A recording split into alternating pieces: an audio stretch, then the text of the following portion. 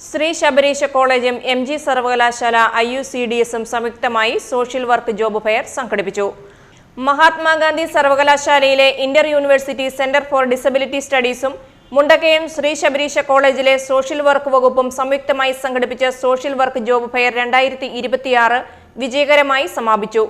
MG സർവകലാശാല ക്യാമ്പസിൽ വെച്ച് നടന്ന തൊഴിൽ മേളയിൽ വിവിധ ഏജൻസികളിൽ നിന്നായി നിരവധി തൊഴിലവസരങ്ങളാണ് ഉദ്യോഗാർത്ഥികൾക്കായി ഒരുക്കിയത്. കേരള സംസ്ഥാന ഭിന്നശേഷി കമ്മീഷണർ പ്രൊഫസർ PT ബാബുരാജ് തൊഴിൽ മേളയുടെ ഉദ്ഘാടനം നിർവഹിച്ചു.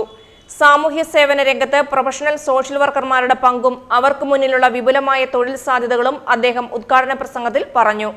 Shri Sabareesha college assistant professor doctor VG Harish Kumar സ്വാഗതം ആശംസിച്ചു.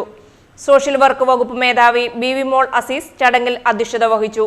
MG സർവകലാശാല assistant professor reverend doctor Renny Thomas, Arjun KC എന്നിവർ ആശംസകൾ അർപ്പിച്ച് സംസാരിച്ചു.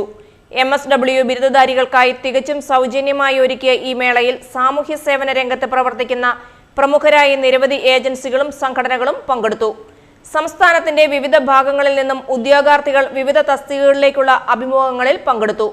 കോഴ്സ് കഴിഞ്ഞിറങ്ങുന്ന വിദ്യാർത്ഥികൾക്ക് മികച്ച കരിയർ കണ്ടെത്താൻ ഈ മേള വലിയ തോതിൽ സഹായകരമായി.